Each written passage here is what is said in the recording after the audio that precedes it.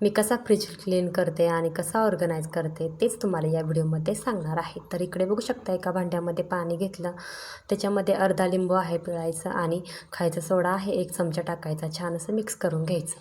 तर हे असं केल्यामुळे फ्रीजमधला जो कुबट वास असतो तो सर्व निघून जातो आणि फ्रीज पण छान चकाचक आणि स्वच्छ दिसतो.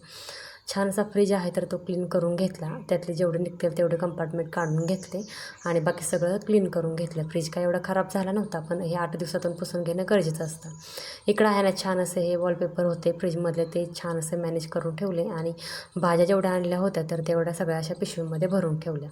मी काय फ्रीजमधले कंटेनर असतात तर ते यूज करत नाही, कारण 1-2 ठिकाणचे रिव्ह्यूज मी ऐकले होते की त्याला पाणी सुटतं आणि भाज्या खराब होतात, म्हणून मी काय ते घेतले नाही.